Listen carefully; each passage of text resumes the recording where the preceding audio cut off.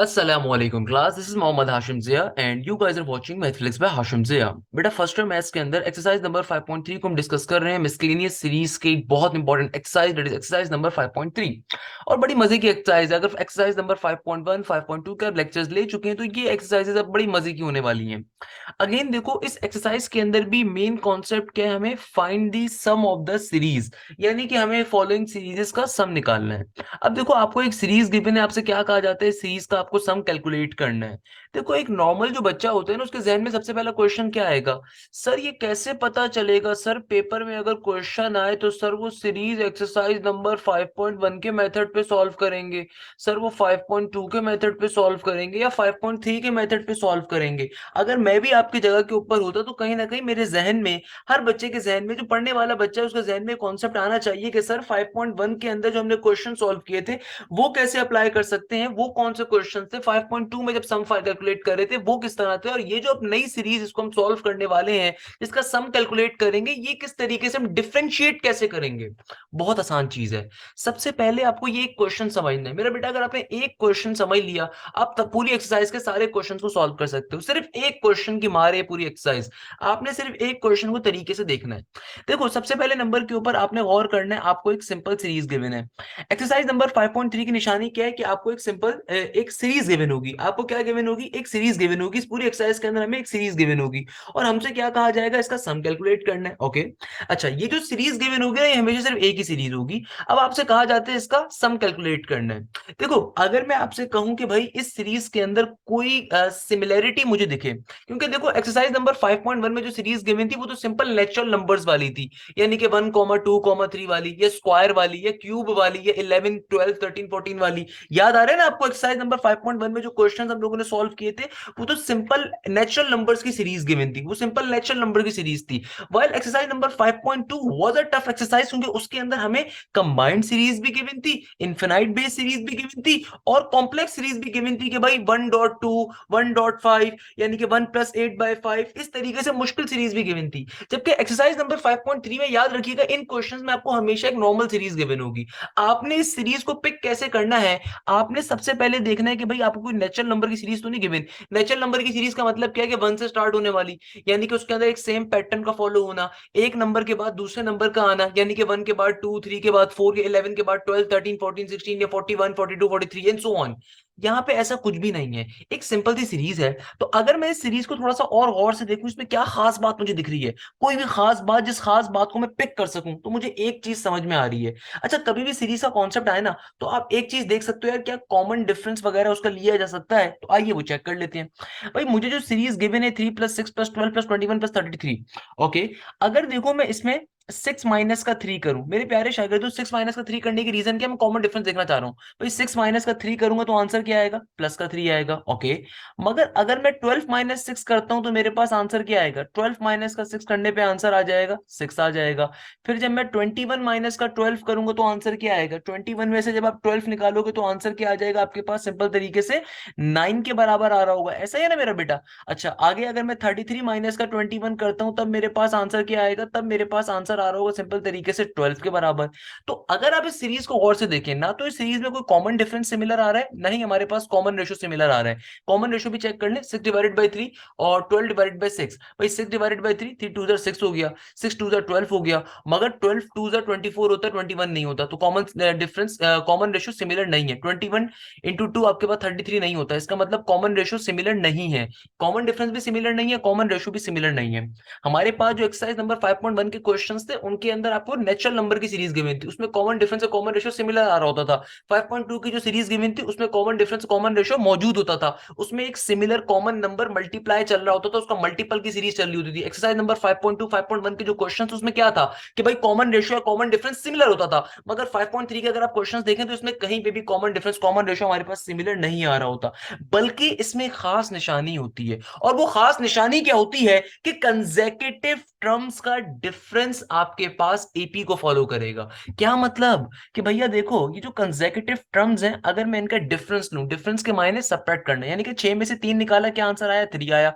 फिर 12 में से 6 निकाला आंसर क्या आया, 6 आया। फिर 12 में से 21 में से 12 निकाला आंसर क्या आया, 9 आया। फिर 33 में से 21 निकाला आंसर क्या आया, 12 आया। तो कंसेक्यूटिव नंबर्स का जो डिफरेंस होता है वो एपी को फॉलो कर रहा होता है। ये इस एक्सरसाइज की पहचान है, ये इन क्वेश्चंस को समझने की पहचान है कि भैया एक ऐसा क्वेश्चन जिसमें ना कॉमन डिफरेंस सिमिलर है सिंपल सीरीज का, ना कॉमन रेशो सिमिलर है सिंपल सीरीज का, बल्कि एक नॉर्मल सी सीरीज गिवन है, उस सीरीज की खास बात क्या होगी कि उस सीरीज के अंदर जो भी दो कंसेक्यूटिव टर्म्स आ रही होंगी, उनका जब कॉमन डिफरेंस, आप जब डिफरेंस लोगे उनका, तो वो डिफरेंस हमेशा एपी के ऊपर आएगा। यानी कि वो जो डिफरेंस आएगा आपके पास दो टर्म्स का, कंसेक्यूटिव टर्म्स का, यानी कि पहले इन दो टर्म्स का आपने लिया, ये 3 आ गया, फिर 12 6 लिया, ये 6 आ गया, फिर 21 12 लिया, ये 9 आ गया, फिर 33 21 लिया, ये 12 आ गया। तो अगर आप इन तमाम डिफरेंसेस को देखो जो आपने लिए, वो एपी के स्टैंडर्ड को फॉलो कर रहे हैं, अर्थमेटिक प्रोग्रेशन को, क्योंकि 6 माइनस 3 3 होता है, 9 माइनस 6 3 होता है, 12 माइनस 9 3 होता है। बात समझ पा रहे हैं आप लोग कि भाई इन क्वेश्चंस की पहचान क्या है? वो जो एक क्वेश्चन अक्सर बच्चों के जहन में आता है ना, और बहुत सारे टीचर इसको एक्सप्लेन ही नहीं करते कि भाई क्या रीजन है 5.3 की, वो सिर्फ पढ़ा देंगे आपको एक्सरसाइज 5.3, वो ये बताएंगे नहीं कि 5.3 के क्वेश्चंस को पहचानोगे कैसे। तो भाई कैसे पहचानोगे? आपके पास इस इन क्वेश्चंस के अंदर कोई कॉमन डिफरेंस या कॉमन रेशियो डायरेक्टली सीरीज के अंदर कॉमन नहीं होगा, बल्कि जब आप नंबर्स को आपस में सबट्रैक्ट करवाओगे तब आपके पास एपी की सीरीज फॉर्म होगी। इतनी बात पल्ले पड़ती है, इतनी बात समझ में आती है सबको, आई होप सबको समझ में आ जाएगी। तो पहला स्टेप तो आपने ये कर लेना है कि हमेशा चेक कर लीजिएगा कि भैया आपके पास ये 5.3 का क्वेश्चन है या नहीं। और कैसे चेक करेंगे हम वो देख चुके हैं। चेक करने का तरीकेकार बहुत ही सिंपल सा है कि आपने करना क्या होगा, आपने सिंपल तरीके से इस तरीके से इसको वेरीफाई कर लेना है, इस तरीके से इसको देख लेना है कि आपको आया सबट्रैक्ट करने के ऊपर एपी की सीरीज मिल रही है नहीं मिल रही है। उसके बाद नेक्स्ट स्टेप क्या है? नेक्स्ट स्टेप हमेशा हमारा क्या होता है, हर अच्छे बच्चे की तरह भैया सबसे पहले नंबर के ऊपर क्वेश्चन को अपना एक दफा एज इट इज लिख देते हैं। क्वेश्चन को क्या करते हैं, एक दफा एज इट इज लिख देते हैं। तो भैया हमारा जो क्वेश्चन आ रहा है, चूंकि हमें इसका सम कैलकुलेट करना है, तो इसको कह दूंगा S N is equal to 3 plus का 6 प्लस का 12 प्लस का 21 प्लस का 33 प्लस का dot dot dot dot dot. आपसे क्या कह रहे हैं, एन टर्म्स तक का सम निकालना है। अब हमें तो पता ही नहीं है कहां तक की एन टर्म्स हैं, तो यहाँ पे मैं लिख देता हूं ए एन। ए एन का मायने क्या है, लास्ट टर्म, यानी कि जो भी मेरी लास्ट टर्म है, एंथ टर्म है, उस टर्म तक का हमें क्या कैलकुलेट करना है, सम कैलकुलेट करना है। कोई मसले की बात नहीं है। इसको आप बेशक अपनी इक्वेशन नंबर 1 दे दें। अब देखो इन क्वेश्चंस का कॉन्सेप्ट क्या है इन सीरीज के अंदर, कि आपने सबसे पहले वेरीफाई कर लिया कि थ्रू आउट दी सीरीज जो कंसेक्यूटिव नंबर है, जब आप उनको सब्ट्रैक्ट करोगे तो उनका कॉमन डिफरेंस, जो उनका डिफरेंस आएगा वो एपी के ऊपर आएगा। तो यानी कि हम लोग करते क्या है इन क्वेश्चंस के अंदर, तमाम क्वेश्चंस का एक ही पैटर्न होगा मेरा बेटा। आपने करना क्या होगा, आपने सिंपल तरीके से अपने क्वेश्चन को इक्वेशन नंबर 1 का नाम देना है। उसके बाद आपने अपने क्वेश्चन से ही कंसेक्यूटिव टर्म्स को सब्ट्रैक्ट करवा देना है। सर क्या मतलब? भैया हमने क्या कहा कि हमारे पास, मैं यहाँ पे क्या लिख सकता हूं, हेयर हेयर, आप सिंपल तरीके जुमले को लिख सकते हैं, here the difference of consecutive term, here the difference of consecutive term, here the difference of consecutive terms are in AP, here the difference of consecutive term are in AP, hence subtracting equation number 1 by itself, hence subtracting equation number 1 by itself, यानी कि आपने क्या करना है, equation number 1 को उसी से subtract करवाना है। hence subtracting equation number 1 by itself, hence subtracting equation number 1 by itself। ये जुमला लिखना बहुत जरूरी है। देखो अभी तक कोई मुश्किल काम नहीं करा। हम लोगों ने क्या कहा, सबसे पहले आपने इस चीज को वेरीफाई करना है कि आया ये जो सीरीज गिवन है इसके अंदर कोई common ratio common difference similar तो नहीं आ रहा। आपको साफ दिख रहा है नहीं आ रहा, ना कॉमन डिफरेंस सिमिलर है ना कॉमन रेशियो सिमिलर है। बल्कि जब आप दो कंसेक्यूटिव टर्म्स को आपस में सब्ट्रैक्ट कर रहे हो, उनको डिफरेंस ले रहे हो, उस सूरत में आपके पास एपी की सीरीज मिल रही है। उस सूरत में हमारे पास डी की वैल्यू सिमिलर आ रही है, यानी कि उस सूरत में एपी बन रहा है ना। तो हमने क्या करना है, सबसे पहले क्वेश्चन को एडिट लिख देना है एसएन के ऊपर। उसके बाद जुमला लिखोगे, since the difference of common terms, since the difference of the consecutive terms are in AP, यानी कि कंसेक्यूटिव टर्म्स का डिफरेंस अरिथमेटिक प्रोग्रेशन के ऊपर है। तो आपने क्या करवाना है, इक्वेशन नंबर 1 को, यानी कि यानी कि क्वेश्चन को उसी इक्वेशन से सब्ट्रैक्ट करवा देना है। तो भाई देखो, अगर मैं क्वेश्चन को उसी इक्वेशन से सब्ट्रैक्ट करवाना चाहता हूं तो एक दफा दोबारा से क्वेश्चन को कॉपी डाउन कर देते हैं ताकि हमारे लिए आसानी हो जाए। 3 प्लस का 6 प्लस का 12 प्लस का 23, 21 प्लस का 33 प्लस का dot dot dot dot dot till a n, dot dot dot dot till a n. अब आपको ये बात मालूम है कि कभी भी दुनिया में दो इक्वेशंस को अगर हम सब्ट्रैक्ट करवाते हैं तो भाई सब्ट्रैक्ट करवाने पे क्या होता है, तमाम टर्म्स के साइन कन्वर्ट हो जाते हैं। तमाम टर्म्स के साइन क्या होते हैं, कन्वर्ट। तो मेरा बेटा एसएन से एसएन क्या हो जाएगा, कैंसिल आउट। एसएन से एसएन क्या हो जाएगा मेरे प्यारे शागिर्दों, कैंसिल आउट। तो यहाँ पे क्या आ जाएगा, जीरो आ जाएगा, क्योंकि इस एसएन से ये एसएन जब कैंसिल आउट हो गए तो क्या आ जाएगा, जीरो आ जाएगा। और एक चीज जो मैंने आपको लास्ट एक्सरसाइज से बताई थी कि कभी भी सीरीज के अंदर दो सीरीज को अगर सब्ट्रैक्ट करवाएं तो हमेशा ये बात जहन में रखिएगा, पहली वाली सीरीज की फर्स्ट टर्म को खुदारा सब्ट्रैक्ट नहीं करना, वो एज इट इज आपने लिखनी है। मैंने आपको शॉर्ट ट्रिक बताई थी ना, कभी भी हम दो सीरीज को अगर सब्ट्रैक्ट करते हैं तो पहली वाली सीरीज की फर्स्ट टर्म को आपने एज इट इज लिख देना है। अब अगली टर्म से सब्ट्रैक्ट करना स्टार्ट करेंगे। तो भाई देखो, इस 6 - 3 में से अगर मैं 6 - 3 सब्ट्रैक्ट करूंगा तो क्या बन जाएगा, +3 आ गया। फिर ये 12 - 6 में से अगर 12 - 6 सब्ट्रैक्ट करूंगा तो क्या आ गया हमारे पास, 6 आ जाएगा। फिर 21 - 12 अगर मैं करूंगा तो क्या आ जाएगा, +9 आ जाएगा। फिर 33 - 21 करूंगा तो क्या आ जाएगा हमारे पास, +12 आ जाएगा। इसी तरीके से इसके बाद जो भी हमारे पास नंबर होगा, जाहिर सी बात है इसके बाद हमारे पास कौन सा नंबर होगा भाई, बहुत नॉर्मल सी बात है, इसके बाद हमारे पास जो नंबर आ रहा होगा उसी का मल्टीपल होगा यार, कौन। भाई इसके बाद जो भी नंबर होगा, जाहिर सी बात है क्योंकि हमारे पास थ्री का कॉमन डिफरेंस हमारे पास 3 का चल रहा है, तो जाहिर सी बात है अगला नंबर जो होगा लेट्स सपोज 48 होगा, बिल्कुल 48 होगा, है ना भाई, 33 + 15 48 होगा। तो 48 में से 33 निकालूंगा तो अगला नंबर 15 आ रहा होगा। इस तरीके से हमारी ये कहानी चलती जाएगी, इस तरीके से हमारी ये कहानी चलती जाएगी। बात समझ पा रहे हैं मेरे प्यारे बच्चों। तो हमने ये काम क्या किया, हमने सिंपल तरीके से अपनी वैल्यूज को सब्ट्रैक्ट करवा देना है। सिंपल तरीके से हम लोगों ने क्या करना है बेटा, अपनी तमाम वैल्यूज को सब्ट्रैक्ट करवाना है। कि भाई आपने सबसे पहले देखो यहाँ पे अभी तक हम लोगों ने क्या काम करा, कोई मुश्किल काम नहीं करा। आपके पास जो आपका ओरिजिनल क्वेश्चन है उसको आपने इक्वेशन नंबर 1 कहा।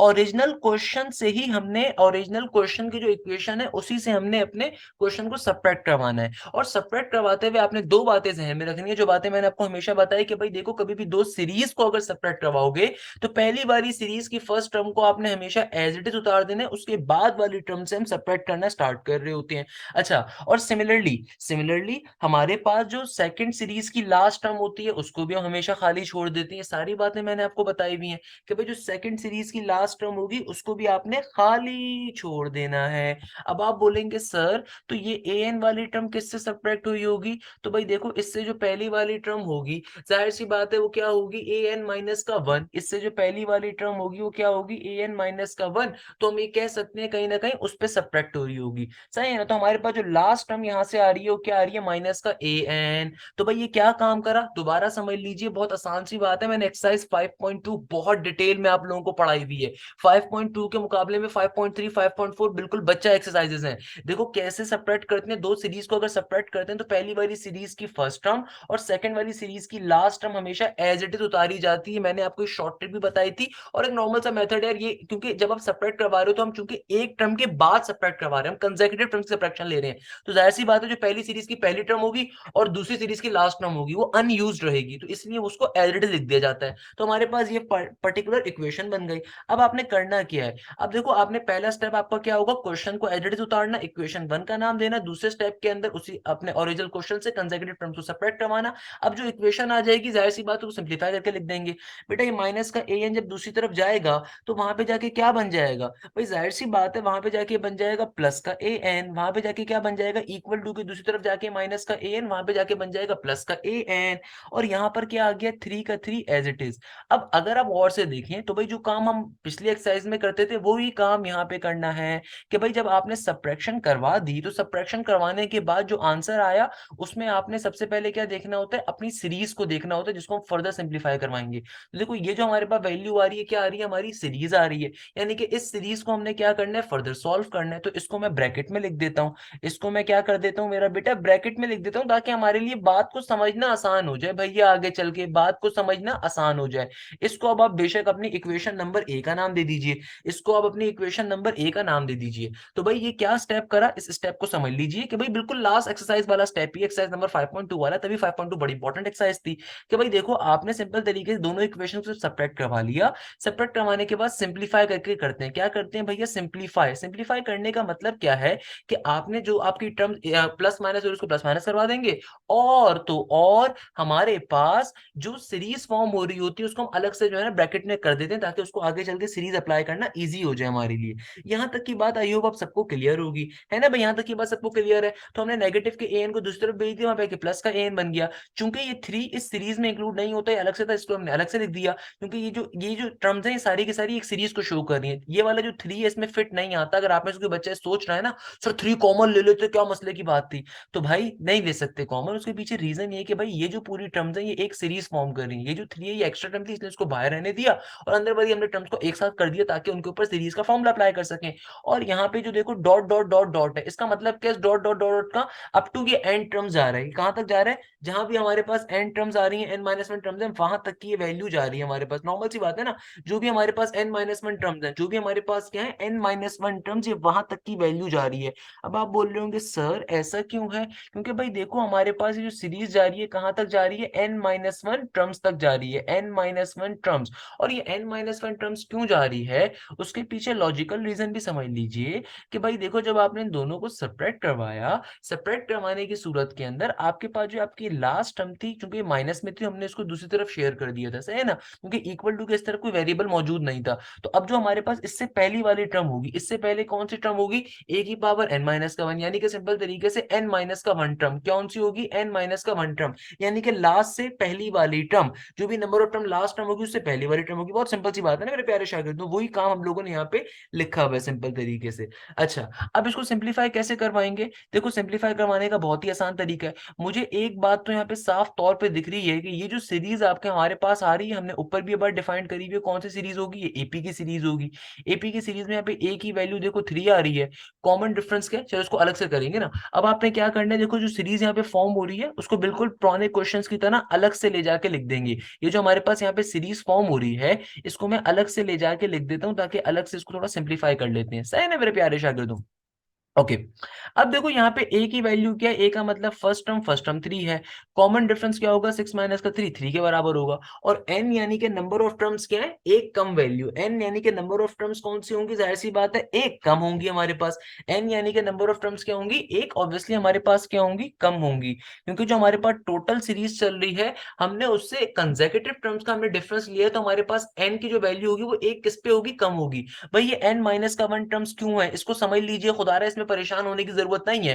भाई दोनों कॉन्सेप्ट्स के ऊपर समझा सकता हूँ। एक कॉन्सेप्ट तो ये कि भाई डायरेक्टली ये देखो कि एक आसान कॉन्सेप्ट जो आप लोगों के लेवल के ऊपर हो सकता है बहुत सारे बच्चे पिक कर लें, क्या देखो यहाँ पे इक्वल टू के बाद चूंकि एसएन में से एसएन माइनस किया तो जीरो बच रहा था, और ये जो वेरिएबल है नेगेटिव वाले इसको दूसरी तरफ भेजेंगे तो वहां पे जाके क्या हो जाएगा, पॉजिटिव का एन हो जाएगा। तो जाहिर सी बात है अभी कहां तक जा रहा है, क्योंकि हमने लास्ट टर्म को दूसरी तरफ भेज दिया ना, तो लास्ट से जो पहली वाली टर्म होगी वहां तक का सम है, वहां तक का सम है। तो लास्ट पहली वाली टर्म का मतलब क्या है, लास्ट टर्म n-1 टर्म, यानी कि जो भी n टर्म्स थी उससे एक कम, या तो इसको ऐसे समझ लीजिए, नहीं तो मैं इसकी एक और शॉर्ट ट्रिक आपको बता देता हूँ। क्योंकि भाई चूंकि हम कंसेक्यूटिव टर्म्स का डिफरेंस ले रहे हैं, तो कंसेक्यूटिव टर्म में ऑब्वियसली एक टर्म हमारे पास क्या होगी, कमी आएगी ना। जब मैं कंसेक्यूटिव टर्म का डिफरेंस ले रहा हूँ तो जाहिर सी बात है एक टर्म तो लास्ट में सम उसका बच रहा होगा, तो एक ही रीजन भी हो सकता है। मगर आप इसको अपने जहन में ऐसे बैठा लीजिए कि भाई चूंकि आपने लास्ट टर्म को नेगेटिव के इक्वल टू के दूसरी तरफ भेज दिया है, तो अब सम कहां तक का होगा, लास्ट से एक पहले वाली टर्म तक का होगा।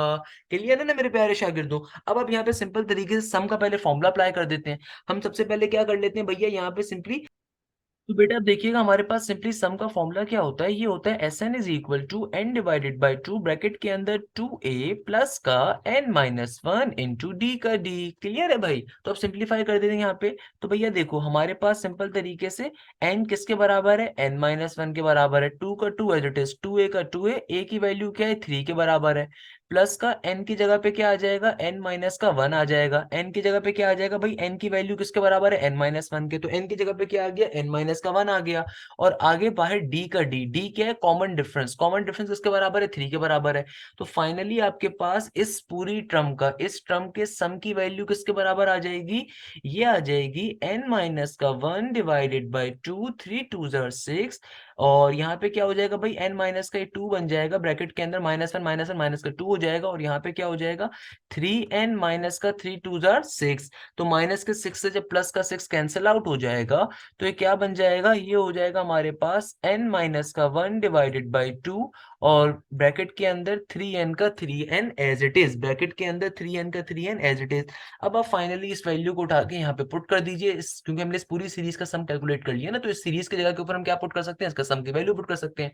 तो finally now equation a becomes,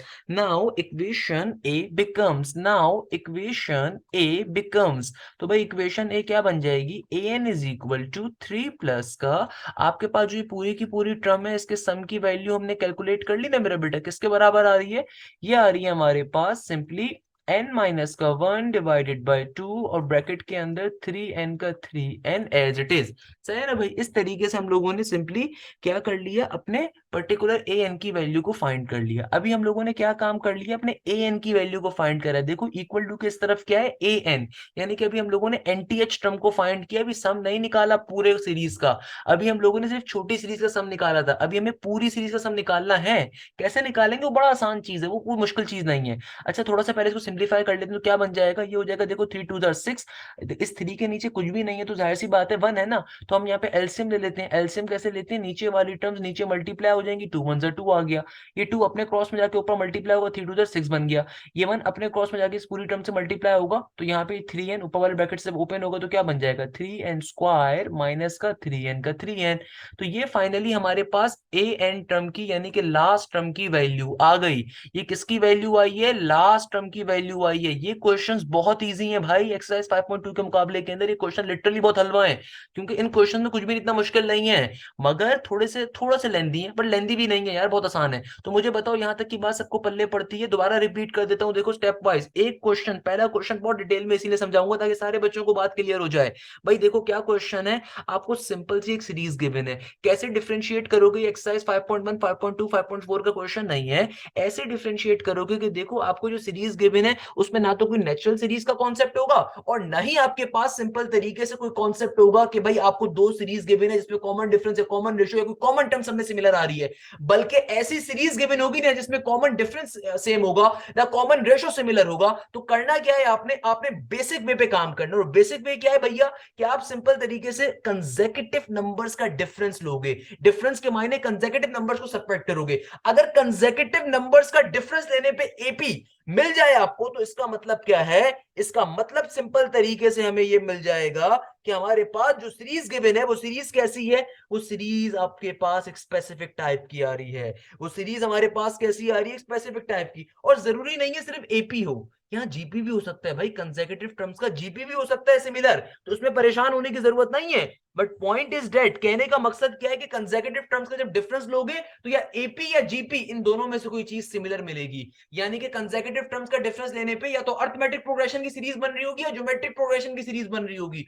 दोनों सूरतों के अंदर आपको समझ में आ जाएगा ये 5.3 का क्वेश्चन, और करने का पैटर्न आपके जहन में आ जाना चाहिए। करने का पैटर्न क्या है कि भैया सिंपल तरीके से जो क्वेश्चन गिवन है उसको एक दफा लिखोगे, उसी क्वेश्चन से अपने क्वेश्चन को सबट्रैक्ट करवा दोगे। जब सबट्रैक्ट करवा दोगे आप, तो सबट्रैक्ट कैसे करवाओगे, सबट्रैक्ट करवाने की स्ट्रेटेजी। अब कोई बेवकूफ ये बोले कि सर दो इक्वेशन सबट्रैक्ट करवाऊंगा तो आंसर डायरेक्टली जीरो आ जाएगा, तो बेटा जीरो लेकर नहीं आना, वो अंडा नहीं तो एग्जामिनर तुम्हें तुम्हारे पेपर के अंदर सजा के दे देगा। ये अंडे वाली फजूल काम नहीं करने कि सिंपल तुमने दो इक्वेशन को सबट्रैक्ट करवा दिया, तुम बोलो सर दोनों इक्वेशन को सबट्रैक्ट करवा दिया तो आंसर तो वैसे जीरो हो जाएगा। अबे अल्लाह के बंदे, सीरीज की सबट्रैक्शन है, तो सीरीज की सबट्रैक्शन कैसे करेंगे कि भाई पहली वाली टर्म की फर्स्ट सीरीज की फर्स्ट टर्म को लेफ्ट आउट कर देते हैं हमेशा, सेकंड सीरीज की भी लास्ट टर्म को लेफ्ट आउट कर देते हैं, और बीच की टर्म्स को आपने सबट्रैक्ट करवाना है। आपके पास एक नई सीरीज फॉर्म होगी, उसको आपने सिंप्लीफाई करना है। सिंप्लीफाई करने के ऊपर जो उसमें छोटी वाली सीरीज होगी पहले उसका सम अलग से फाइंड कर लोगे, और जो भी उसका सम का आंसर आएगा उसको वापस अपने इक्वेशन ए में डाल के आपको फाइनल जनरल टर्म मिल जाएगी।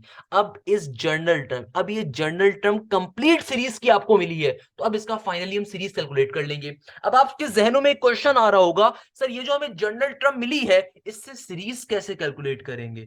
तो अब देखो इस एक्सरसाइज 5.3 की आपको पता है खास बात क्या है कि इसमें 5.2 का भी कॉन्सेप्ट है। देखो जो मेथड है 5.2 का है, मगर जो यहाँ पे अगला मेथड है ना, यहाँ पे जिसको फर्दर सिंप्लीफाई करेंगे वो 5.1 वाला है कि अब देखो ये जो आपको जनरल टर्म मिली है इसको आगे सिंप्लीफाई कैसे करोगे? सिंपल तरीके से सिग्मा अप्लाई करवा दोगे दोनों तरफ समीशन का साइन, और फिर हम सिंपल अपने पास फॉर्मूलाज यूज करेंगे समीशन के और चुटकी बजा के क्वेश्चन को सॉल्व कर सकते हैं। बात समझ पा रहे हैं मेरा बेटा? बहुत सिंपल सी चीजें देखो कैसे अप्लाई करोगे। सिंपल तरीके से आपने क्या करना है, अब समीशन को अप्लाई करवा देंगे हम लोग। हमें चूंकि सम कैलकुलेट करना है ना, फॉर कैलकुलेटिंग दी सम, तो आप यहाँ पे लिख भी सकते हो फॉर कैलकुलेटिंग दी सम। इसको मैं यहाँ शो कर देता हूं, for calculating sum. Now for calculating the sum, तो भाई सम कैलकुलेट करने के लिए हम क्या करेंगे, इधर भी समीशन का सिंबल आगे समीशन लगा लो, तो जाहिर सी बात है यहाँ पे चाहो तो एस एन डायरेक्टली लिख सकते हो। एस एन का मतलब ही क्या है, सम है। और आपने यहाँ पे क्या ले लिया, समीशन का सिंबल ले लिया इस पूरी की पूरी टर्म के ऊपर, 6 प्लस का 3n² माइनस का 3n डिवाइडेड बाई 2 का 2 एज इट इज का एज इट इज के लिए ना मेरे प्यारे शागिर्द। तो आपने सिंपल यहाँ पे समीशन को अप्लाई करवा दिया। अब इससे फायदा क्या होगा, ये वाली जो देखो कांस्टेंट टर्म है 2 यहाँ पे डिवाइड हो रहा है, इसको उठा के मैं पहले बाहर फेंक देता हूँ भैया। इस 2 को उठा के क्या करवा देता हूँ, बाहर फेंक देता हूँ। यार जिंदगी अजाब कर रहा है हमारी। तो इस 2 को हमने उठा के क्या कर दिया, बाहर फेंक दिया। अब क्या करेंगे, ये जो समीशन है बारी बारी तीनों टर्म्स के ऊपर मूव कर जाएगा। ये समीशन का जो सिंबल है इसको बारी बारी तीनों टर्म्स के ऊपर क्या कर देते हैं, मूव करवा देते हैं भैया। अब ये समीशन जो है इसको एक दफा समीशन चला जाएगा 6 के ऊपर, फिर एक दफा ये समीशन चला जाएगा 3n² के ऊपर, फिर एक दफा ये समीशन चला जाएगा सिंपल 3n के ऊपर। हमने समीशन को बारी बारी तीनों टर्म्स पे शेयर कर दिया। अब क्या करेंगे, देखो हाफ का हाफ एज इट इज। अब ये वाली कहानी तो हम लोगों ने पहली समझी हुई है कि भाई समीशन कभी भी कांस्टेंट टर्म पे आता है तो कांस्टेंट टर्म बाहर चली जाती है और सिंपल तरीके से उसकी जगह पे n आ जाता है। कांस्टेंट टर्म का समीशन में आंसर क्या होता है कि भाई कभी भी कांस्टेंट टर्म के ऊपर समीशन का सिंबल अगर अप्लाई होता है तो सिंपल वेरिएबल n की पावर 0, या सिंपल आप ये कह लो कि वेरिएबल n लिख दिया जाता है। क्या लिख दिया जाता है, सिंपल वेरिएबल n आ जाता है वहां पे। बहुत बेसिक सी बात है। तो भाई ये बारी बारी सिग्मा क्या होगा, सबके पास चला जाएगा। अब देखो समीशन ऑफ 6 कैसे निकालेंगे, मैंने आपको ये बात पहले भी हम लोगों ने पढ़ी हुई है कि भाई समीशन ऑफ 6 कैसे निकालेंगे। 6 ऑब्वियसली बाहर चला जाएगा तो यहाँ पे क्या आ जाएगा, सिंपल n आ जाएगा। या फिर आप इसको ऐसे भी अपने जहन में याद कर सकते हो कि समीशन कभी भी अगर कांस्टेंट टर्म पे अप्लाई होता है तो सिंपल तरीके से एक दफा n की वैल्यू आ जाती है। उसके पीछे लॉजिकल रीजन क्या होता है कि भाई देखो समीशन अगर 6 पे अप्लाई होगा तो 6 बाहर आ जाएगा, तो अंदर क्या बचा, अंदर सिर्फ 1 बचा। तो 1 किसके बराबर होता है, 1 बराबर होता है n की पावर 0 के, जिसको हम कंसीडर कर रहे होते हैं अपने पास n के बराबर ही। तो याद रखिएगा समीशन कभी भी किसी कांस्टेंट टर्म पे अप्लाई हो तो वहां पे सिंपल तरीके से क्या आ जाता है, उस कांस्टेंट टर्म के साथ n यानी कि जो भी वेरिएबल होगा वो आ जाता है। सही है ना मेरे प्यारे शागिर्दों? अच्छा आगे देखिए, आगे क्या है, आगे हमारे पास ये 3 को आपने बाहर निकाल दिया तो समीशन सिंपल तरीके से क्या हो जाएगा, n² पे अप्लाई हो जाएगा। समीशन सिंपल तरीके से n² पे अप्लाई हो गया तो यहाँ पे हम लोग स्क्वायर वाला फॉर्मूला अप्लाई कर देंगे। इसी तरीके से यहाँ पे देखो आगे 3 आ रहा है तो अगेन समीशन किस पे अप्लाई हो जाएगा, सिंपल n के ऊपर। तो अब सिंपल तरीके से आपने इसको सिंपलीफाई करवा देना है। सिंपल तरीके से सिंपलीफाई कैसे करवाएंगे, देखो बेटा ये हाफ का हाफ एज इट इज का एज इट इज, सही है ना भाई। ये 6n का 6n एज इट इज रहेगा, यहाँ पे देखो 3 का 3 as it is. Summation of n² का हमारे पास फॉर्मूला किसके बराबर होता है मेरे बेटा, समीशन ऑफ n² के ऊपर हमारे पास फॉर्मूला होता है n into n plus one, n into n plus one into 2n+1 divided by 6 के बराबर होता है। तो ये एज इट इज आ गया, माइनस का 3 एज इट इज का एज इट इज। देन देखो समीशन ऑफ n का फॉर्मूला किसके बराबर होता है, समीशन ऑफ n हमारे पास सिंपल तरीके से बराबर होता है n into n+1 divided by 2 के बराबर, n into n+1 divided by 2 के बराबर। तो तरीके से लिख देता हूँ एक दफा, किसके बराबर होता है, n into n+1 divided by 2 के बराबर। ओके, तो ये आपके पास आ गया। अब आप इसका सिंपल एलसीएम ले सकते हो। कैसे एलसीएम लोगे, देखो 3 1 3, 3 2 6 हो गया। तो यहाँ पे देखो इस टर्म के नीचे भी 2 आ रहा है, इस टर्म के नीचे भी 2 आ रहा है, इस टर्म के नीचे कुछ भी नहीं है तो इसका मतलब क्या, 1 है। इस टर्म के नीचे भी आप 2 लेकर आ जाओगे मल्टीप्लाई डिवाइड करवा के, इस टर्म के नीचे भी 2 लेकर आ जाएंगे सिंपल मल्टीप्लाई डिवाइड करवा के। तो भाई प्यारे शागिर्दों ये क्या बन जाएगा, ये हो जाएगा 1/2 का 1/2 as it is, 6 2 12 and divided by हमारे पास सबके नीचे चूंकि हमने एलसीएम सेम कर दिया सबके नीचे 2 आ गया तो अंदर क्या बचा n into n+1 into 2n plus का 1 माइनस का 3n इंटू n प्लस का 1 एज इट इज का एज इट इज। अब आप इसको सिंप्लीफाई थोड़ा सा और कर लेते हैं। अच्छा ये देखो, ये जो 2 यहाँ पे डिवाइड हो रहा है इसको आप बाहर निकाल सकते हो, बाहर जाके 2 से मल्टीप्लाई हो जाएगा, 1/4 बन जाएगा। इसी तरीके से अगर आप एक और चीज देखो, इन तमाम वैल्यूज के पास n की वैल्यू कॉमन आ रही है, तो हम यहाँ से n भी कॉमन ले सकते हैं। भाई ये सारी बेसिक मैथ्स है यार, ये सारी बेसिक मैथ्स है। तो यहाँ पे देखो ऊपर से n कॉमन ले लिया और नीचे वाला 2 जब बाहर जाएगा ब्रैकेट के तो 2 से मल्टीप्लाई हो जाएगा, तो n/4 बन गया। अब ये क्या बन गया क्वेश्चन, ये हो गया 12 का 12 एज इट इज। इन दोनों ब्रैकेट्स को आप सिंप्लीफाई कर लेंगे तो क्या बन जाएगा, ये हो जाएगा n इंटू 2n, ये हो जाएगा ऑब्वियसली 2n²। फिर ये n जाके जब 1 से मल्टीप्लाई होगा सिंपल n बचेगा। फिर ये 1 जाके जब 2n से मल्टीप्लाई होगा सिंपल 2n हो जाएगा। फिर 1 जाके जब 1 से मल्टीप्लाई होगा तो सिंपल 1 आ जाएगा। इसी तरीके से चूंकि n तो हम बाहर निकाल चुके हैं तो ऑब्वियसली 3 बचा हुआ है, तो ब्रैकेट ओपन करेंगे तो -3 पूरी टर्म से मल्टीप्लाई हो जाएगा, तो क्या बन जाएगा -3n -3। और नीचे हमारे पास अब कुछ भी नहीं है। अब आप इसको सिंप्लीफाई करवा लीजिए तो क्या बन गया, n/4 का n/4 एज इट इज। तो हमेशा स्क्वायर बेस टर्म को पहले लिखेंगे, तो 2n² को पहले लिख दिया। फिर देखो ये n+2n क्या हो गया, प्लस का 3n, और प्लस के 3n से माइनस का 3n क्या हो जाएगा मेरा बेटा, प्लस के 3n से माइनस का 3n ऑब्वियसली कैंसिल आउट हो जाएगा भैया, प्लस के 3n से माइनस का 3n कैंसिल आउट कर दिया। अच्छा इधर देखो, प्लस का 1 माइनस का 3 क्या हो गया, -2। और 12 माइनस का 2 किसके बराबर होता है हमारे पास, प्लस के 10 के बराबर होता है। किसके बराबर होता है, प्लस के 10 के बराबर होता है। तो ये आपके पास finally sum of n terms का आंसर आ गया इस क्वेश्चन का। चाहो तो थोड़ा सा और सिंप्लीफाई भी कर सकते हो कि ऊपर से 2 कॉमन ले लो, वो 2 नीचे वाले इस 4 को थोड़ा कैंसिल आउट कर देगा, मगर चाहो तो यही अपना आंसर शो कर सकते हो। तो कहने का मकसद क्या है कि भाई दोनों आपके आंसर्स यहाँ पे करेक्ट हो सकते हैं। कि एक आंसर आपके पास एक और क्या हो सकता है कि भाई n/2 n² प्लस का 5। तो ये भी हमारे पास करेक्ट आंसर ही कंसीडर होगा। ये आंसर कैसे आ रहा है कि भाई ऊपर से अगर आप 2 कॉमन ले लो तो वो 2 नीचे वाले 4 को थोड़ा कैंसिल आउट कर देगा, तो ऑब्वियसली क्या बन जाएगा, ये हो जाएगा n² प्लस का 5 n/2। इस तरीके से हमारा फाइनली ये क्वेश्चन सॉल्व हो गया। देखो इस क्वेश्चन में कोई मुश्किल चीज नहीं है, कोई प्रॉब्लम वाली चीज नहीं है, बहुत आसान सा क्वेश्चन है। मैंने बहुत डिटेल में आप लोगों को इसीलिए सिर्फ सॉल्व करवाया है पहला क्वेश्चन इतना डेप्थ के अंदर ले जाके कि आपको समझ में आए करना क्या है। देखो सबसे पहले आपने क्वेश्चन को पहचान लिया कि भाई जब कंसेक्यूटिव टर्म्स का डिफरेंस सिमिलर आ रहा है, या तो आपके पास क्या बनेगी, कंसेक्यूटिव टर्म्स का डिफरेंस या तो आपके पास सिमिलर आएगा या फिर उनका कॉमन रेशियो सिमिलर आएगा। तो आपको पता चल जाएगा कि यार आपके पास सिंपल तरीके से अर्थमेटिक सीरीज बन रही है या फिर ज्योमेट्रिक सीरीज बन रही है। दोनों सूरतों के अंदर कौन सा एग्जाम्पल होगी, दोनों सूरतों के अंदर एग्जाम्पल होगी एक्सरसाइज 5.3 के क्वेश्चंस की। करने का तरीकेकार क्या, ओरिजिनल क्वेश्चन से ओरिजिनल क्वेश्चन को सेपरेट करवाएंगे, इक्वेशन आएगी, सिंप्लीफाई करेंगे, सिंप्लीफाई करने के बाद जर्नल फॉर्म में कन्वर्ट करेंगे इस तरीके से, और फिर समीशन को अप्लाई करके बेसिक मैथ्स कर दिया करेंगे। मुझे बताइए इसमें क्या प्रॉब्लम है, मुझे बताइए इसमें क्या मसले की बात है, क्या प्रॉब्लम की बात है, किस बच्चे को प्रॉब्लम है भाई इसके अंदर। क्वेश्चन नंबर 2, आइए देखते हैं इस क्वेश्चन को कैसे सॉल्व करना है। देखो सबसे पहले नंबर के ऊपर आपके पास सीरीज आएगी, आपने सबसे पहले नंबर के ऊपर अच्छे बच्चों की तरह इस बात को पहचानना है कि सीरीज कौन से कॉन्सेप्ट की आ रही है। भाई देखो मुझे एक बात तो साफ दिख रही है, 5 में से 10 निकालूंगा 5 बचेगा, 17 में से 10 निकालूंगा तो 5 तो नहीं बचेगा। इसका मतलब कॉमन डिफरेंस तो सिमिलर नहीं आ रहा। Okay, common ratio 10/5, obviously 5 to the 10, मगर 17/10 इज नॉट 2। इसका मतलब कॉमन रेशियो भी सिमिलर नहीं है, तो इसका मतलब सिंपल सीरीज नहीं है ये हमारे पास। तो आइए फिर दूसरा कॉन्सेप्ट, आप हम सबसे पहले चेक करो क्या ये नेचुरल नंबर की सीरीज तो नहीं आ रही, यानी कि 1 2 3 कोई एक नंबर का डिफरेंस, या फिर आपके पास कोई कॉमन रेशियो या कॉमन डिफरेंस तो सिमिलर नहीं आ रहा, मुझे साफ दिख रहा है नहीं आ रहा। तो अब आप एक दूसरा काम चेक करो, आप कंसेक्यूटिव नंबर्स का डिफरेंस लेके चेक करो। फॉर एग्जांपल अगर मैं 10 में से 5 निकालता हूं तो क्या बचेगा, 10 में से 5 निकालने पे मुझे मिलेगा, देखो यहाँ पे 5 मिलेगा। फिर मैं 17 माइनस अगर 10 करूं तो 17 में से 10 निकालने पे क्या मिलेगा, 17 में से 10 निकालने पे 7 मिलेगा। ओके, 26 में 17 निकालने पे कितना मिलेगा, कंसेक्यूटिव नंबर था ना 26 17, 26 में से अगर 17 निकालूंगा तो कितना बचेगा मेरे पास, जाहिर सी बात है कितना आ रहा होगा, तकरीबन 9 के बराबर आएगा। फिर 37 में से अगर 26 निकालूंगा तो क्या हो जाएगा, ये हो जाएगा तकरीबन 11, 3711 ना, हाँ। 37 में से अगर मैं 26 को माइनस करूंगा तो किसके बराबर आ जाएगा, ये आ जाएगा 11। अब इस सीरीज को, ये जो सीरीज मिली है इसको चेक करो, ये कैसी सीरीज आ रही है, ये एपी की सीरीज है या आपके पास जीपी की सीरीज है। तो भैया देखो 5 7 9 11, ये जो सीरीज आपको मिली है ये सीरीज कैसी आ रही है, एपी की सीरीज है। सर आपको कैसे पता चला एपी की सीरीज है, भाई देखो 5 में से 7 का कॉमन डिफरेंस क्या होता है, 5 में से 7 का कॉमन डिफरेंस है 2, 7 में से 9 का कॉमन डिफरेंस भी क्या है 2, 9 में से 11 का कॉमन डिफरेंस भी क्या है 2। इसका मतलब सीरीज कैसी आ रही है, एपी की। तो हमेशा याद रखिएगा अगर तो सिंपल सीरीज नहीं है, अगर तो सीरीज के अंदर common difference common ratio similar नहीं है, सबसे पहले कॉमन जो भी कंसेक्यूटिव टर्म्स होंगी आप उनका डिफरेंस लेके चेक करते हो। अगर डिफरेंस लेने के ऊपर आपको जो नई सीरीज मिल रही है उसमें अर्थमेटिक प्रोग्रेशन आ रहा है तो एपी की सीरीज है, नहीं तो जीपी की सीरीज होगी। जब आपको ये बात पता चल गई उसके बाद जो सेकंड काम है वो सबसे ज्यादा आसान काम है, और वो काम क्या है मेरे प्यारे शागिर्दों, कि कि आपने सिंपल तरीके से, बहुत ही मुनासिब तरीके से क्या करना है, अपने ओरिजिनल क्वेश्चन को नाम दे देना है Sn का। तो क्या लिखूंगा, Sn is equal to 5 plus का 10 प्लस का 17 प्लस का 26 प्लस का 37 प्लस का dot dot dot dot till N terms. तो एन टर्म्स तक हम इसको लेके चले गए और ये हमारे पास क्या आ गई, हमारी इक्वेशन नंबर 1 आ गई। या इसको आप ये भी कह सकते हो कि अप टिल ए एन यानी कि लास्ट टर्म।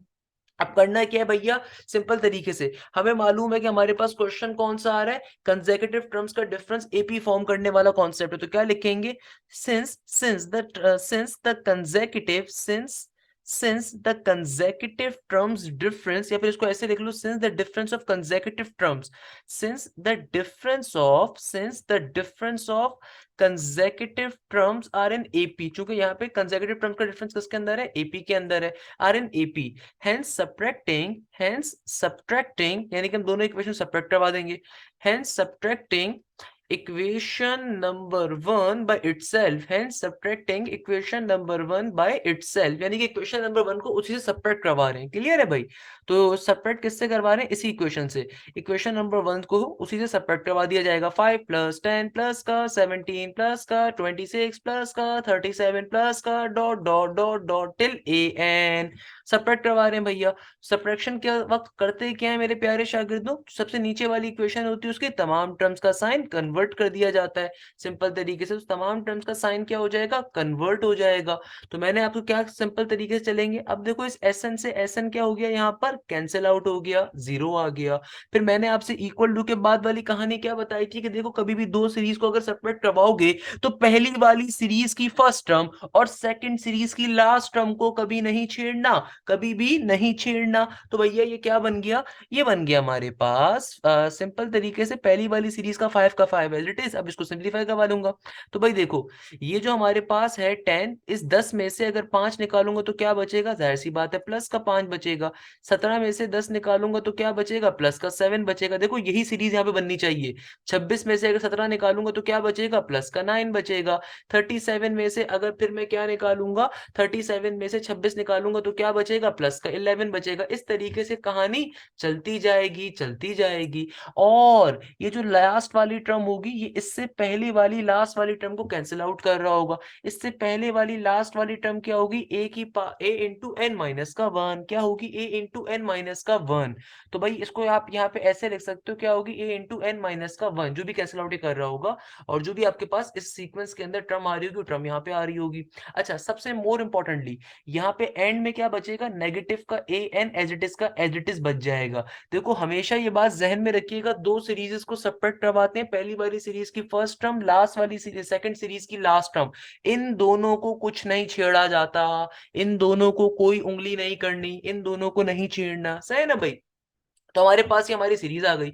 अब देखो ये नेगेटिव का जो ए एन है इसको दूसरी तरफ उठा के भेज देंगे तो वहां पे जाके क्या बन जाएगा, प्लस का ए एन बन जाएगा। इक्वल टू के बाद ये 5 का 5 एज इट इज, और ये जो आपके पास सीरीज बन रही है इसको आप ब्रैकेट में करके लिख दीजिए। 5 प्लस का 7 प्लस का 9 प्लस का 11 प्लस का dot dot dot dot dot.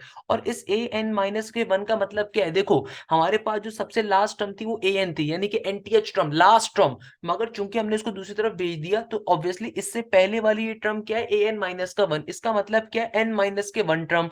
इसका मतलब क्या है, लास्ट से पहले वाली टर्म है। ये कौन सी टर्म है, लास्ट से पहले वाली टर्म, जिसको आप ऐसे भी लिख सकते हो एन माइनस का 1 टर्म।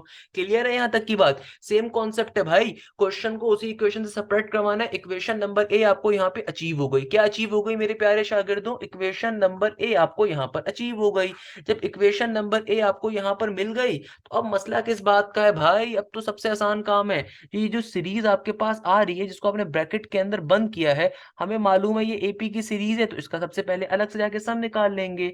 तो आप चाहो तो सीरीज को यहाँ पे पहले लिख दो, 5 प्लस का 7 प्लस का 9 प्लस का 11 कहाँ तक की सीरीज है, ये है n माइनस के 1 टर्म्स तक की सीरीज है। तो यहाँ पे a की वैल्यू 5 के बराबर है। सही है ना? कॉमन डिफरेंस किसके बराबर है, 7 में से 5 निकालो 2 के बराबर है। और n यानी कि नंबर ऑफ टर्म्स किसके बराबर है, n माइनस 1 के बराबर है। हमें मालूम है भैया सम का फॉर्मूला क्या होता है, सम का फॉर्मूला होता है Sn is equal to n divided by two, 2a plus का n minus one into D. आसान सी चीज है ना भाई, सारे बच्चों को मालूम होनी चाहिए, इसमें कोई परेशानी की बात नहीं है। तो सिंपल तरीके से क्या बन जाएगा, n की वैल्यू देखो क्या है, n माइनस का वन डिवाइडेड बाई टू, आगे क्या हो जाएगा 2a का 2a, a की वैल्यू क्या है 2 के बराबर है, a की वैल्यू सॉरी a की वैल्यू a यानी कि फर्स्ट टर्म की वैल्यू क्या है 5 के बराबर है, प्लस का n देखो n यानी कि नंबर ऑफ टर्म्स की वैल्यू क्या है n माइनस वन। ये बात मैं पहले भी रिपीट कर चुका हूँ, दोबारा रिपीट कर देता हूँ, किसी भी प्यारे से शागिर्द को मसला हो रहा है सर ये n माइनस वन क्यों है, तो मेरे प्यारे शागिर्दों आपके पास जो सेकंड सीरीज की लास्ट टर्म थी उसको हम छेड़ेंगे नहीं, क्योंकि देखो हम consecutive terms in the series को सेपरेट करवा रहे हैं ना, कंसेक्यूटिव टर्म का मतलब कि एक के बाद वाली टर्म से सीरीज को, तो भैया जो लास्ट टर्म है ये अनटच रहेगी। तो अब जो लास्ट टर्म थी चूंकि हमारे पास यहाँ पे जीरो बन रहा होता है तो हम इसको दूसरी तरफ सेंड करवा रहे हैं, तो अब देखो इस ये टर्म जो चूंकि डॉट डॉट डॉट डॉट चल रहा है ना, तो अब जो लास्ट टर्म थी हमने उसको दूसरी तरफ भेज दिया, तो जाहिर सी बात है फिर कौन सी टर्म यहाँ पे बचेगी, लास्ट से पहली वाली टर्म। तो इसका मतलब क्या है, इसको कैसे रिप्रेजेंट करवा सकता हूँ, लास्ट से पहली वाली टर्म, यानी कि अगर एन टर्म्स तक जा रहा है तो एन से एक पहले वाली, तो एन माइनस वन टर्म इसलिए शो करवा रहे हैं। क्लियर है मेरे प्यारे शागिर्दों, भाई परेशान होने की जरूरत नहीं है, मैथ्स बहुत आसान चीज है, अपने दोस्तों से लाजमी शेयर करना है, चैनल का लिंक भी और वीडियो का लिंक भी, सही है ना भाई। तो n की जगह पे आप क्या पुट करवा दोगे, n माइनस का वन, आगे माइनस का वन एज इट इज, और कॉमन डिफरेंस क्या है हमारे पास, कॉमन डिफरेंस है हमारे पास 2 के बराबर। अब इसको सिंप्लीफाई थोड़ा करवा लीजिए, सम की वैल्यू क्या आ जाएगी, ये आ जाएगी n minus one divided by two, 5 two ज़ा 10, और यहाँ पे देखो ये ब्रैकेट में क्या बन गया, n minus one minus two हो गया, तो जब ये टू ब्रैकेट ओपन होगा टू दोनों से आके मल्टीप्लाई हो जाएगा, तो क्या बन जाएगा प्लस का 2n माइनस का 4। अच्छा भैया जी, इसको थोड़ा सा और अगर मैं फनकारी करवा के सॉल्व करवा दूं तो क्या हो जाएगा, n माइनस का वन डिवाइडेड बाई टू, और 10 में से 4 निकाल देंगे तो क्या बन जाएगा 6 प्लस का 2n, ऊपर से अगर आप 2 कॉमन ले लीजिए तो क्या हो जाएगा Sn is equal to n minus का वन, ऊपर से जब आप 2 कॉमन ले लोगे तो ब्रैकेट में क्या आ गया 3 प्लस का n। देखो ऊपर से क्या करा, ये क्या स्टेप करा है, स्टेप को मैंने लिखने की जरूरत नहीं पड़नी चाहिए, आप लोग इंटर के स्टूडेंट्स हो आपको बात मालूम होनी चाहिए। तो ऊपर से हमने क्या ले लिया 2 कॉमन ले लिया, तो ब्रैकेट में क्या बचेगा 3 प्लस का n, तो ये वाला जो 2 है नीचे वाले 2 को क्या कर देगा कैंसिल आउट, इसमें डायरेक्टली मैंने क्या लिख दिया यहाँ पे ये आ गया। अब फाइनली ये आपके पास जो सीरीज आपके पास एक अंदर फॉर्म हो रही है उसका सम आ गया, तो हमारे पास जो अंदर सीरीज फॉर्म हो रही है ना, इसके अंदर ये जो सीरीज फॉर्म हो रही है हमने फाइनली इसका सम अलग से कैलकुलेट कर लिया। तो अब इस सीरीज की जगह पे हम क्या पुट कर सकते हैं, इसके सम को प्लॉट कर सकते हैं, ताकि हमारे पास जर्नल टर्म फॉर्म हो जाए, ताकि हमारे पास क्या हो जाए जर्नल टर्म फॉर्म हो जाए। तो क्या लिखूंगा, now equation a becomes an is equal to 5 plus का प्लस एज इट इज, और ये जो पूरी की पूरी सीरीज आ रही है इसके अंदर क्या कर देंगे, अपने सम की वैल्यू को प्लॉट कर देंगे। तो क्या हो जाएगा n माइनस का one divided by to, divided by, अच्छा इसको हमने सिंप्लीफाई कर दिया था, नीचे वाली टर्म सिंप्लीफाई करके लिखी हुई है भाई, क्या हमने सिंप्लीफाई कर दिया था, हमारे पास क्या वैल्यू आ रही है n माइनस का वन, 3 प्लस का n, 3 प्लस का n, तो सिंप्लीफाई कर दिया था। तो इसको आप चाहो तो थोड़ा सा और सॉल्व कर लो, कैसे सॉल्व कर लो, क्या बन जाएगा an is equal to 5 plus का, ये ब्रैकेट्स को आप में सिंप्लीफाई करवा दो तो क्या बन जाएगा, दोनों ब्रैकेट्स जब ओपन कर लोगे ये हो जाएगा सिंपली 3n, ये n जाके 3 से मल्टीप्लाई होगा 3n, फिर n जाके n से मल्टीप्लाई होगा n स्क्वायर, माइनस का वन जब 3 से मल्टीप्लाई होगा तो माइनस का 3 हो जाएगा, और माइनस का वन जब माइनस के n से मल्टी प्लस के n से मल्टीप्लाई होगा तो क्या हो जाएगा प्लस माइनस माइनस का n हो जाएगा। सिंप्लीफाई अगर कर लें तो देखो n स्क्वायर का n square as it is, ये जो आपके पास है प्लस का 3n माइनस का n क्या हो जाएगा प्लस का 2n, ये प्लस का 5 माइनस का 3 क्या हो जाएगा आपके पास सिंपल तरीके से प्लस का 2। तो ये हमारे पास फाइनली हमारी जर्नल टर्म आ गई इस पूरी सीरीज की। सारे बच्चे बात समझने, देखो कितनी आसानी से क्वेश्चन सॉल्व कर लिया विद इन सेकंड्स के अंदर, तभी मैंने पहला वाला क्वेश्चन बहुत डिटेल में सिखाया था। अब आपने क्या कर लिया, दोनों इक्वेशन को सेपरेट करवाने के बाद सिंप्लीफिकेशन करी और आपके पास जर्नल टर्म आ गई। अब फाइनली अब अपनी कंप्लीट जर्नल टर्म के ऊपर सम निकालने के ऊपर जाएंगे। अब कैसे सम निकालने के ऊपर जाएंगे, आप सिंपल यहाँ पे लिख देंगे now Sn is equal to, Sn is equal to simple तरीके से समीशन का सिंबल अप्लाई कर देंगे इस पूरी की पूरी टर्म के ऊपर, n स्क्वायर प्लस का 2n प्लस का 2, तो ये समीशन बारी बारी तमाम टर्म्स के ऊपर मूव कर जाएगा। तो भाई समीशन क्या होता है, ब्रैकेट के अंदर जितनी वैल्यूज होती है सबके पास चला जाता है, तो क्या बन जाएगा Sn इज इक्वल टू, आगे क्या हो जाएगा भाई, देखो आगे बहुत ही आसान सा काम है, एक बार समीशन जाएगा n स्क्वायर के ऊपर, फिर ये समीशन चला जाएगा 2n के ऊपर, फिर ये समीशन चला जाएगा सिंपल 2 के पास, तो मेरे प्यारे शागिर्दों ये क्या हो जाएगा, देखो एन स्क्वायर का सिंपल समीशन में फॉर्मूला क्या होता है, ये होता है N into N plus one into two N plus one divided by six के बराबर।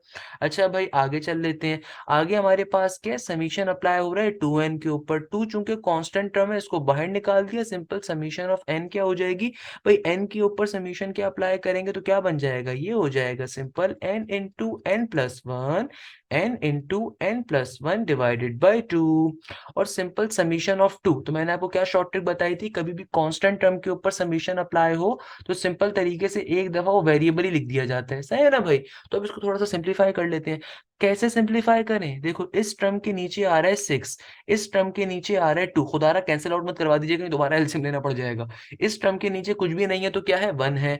चूंकि अगर मुझे सिंप्लीफिकेशन करवानी है तो मैथ्स का बेसिक प्रिंसिपल क्या कहता है, एलसीएम लेना पड़ेगा। अब एलसीएम कैसे लेंगे भाई, जाहिर सी बात है इस पूरी टर्म को आप मल्टीप्लाई डिवाइडेड बाई थ्री करवा दीजिए, इस पूरी टर्म को मल्टीप्लाई डिवाइडेड बाई सिक्स करवा दीजिए, तो क्या बन जाएगा, ये हो जाएगा S N is equal to N into N plus one into two N plus का वन।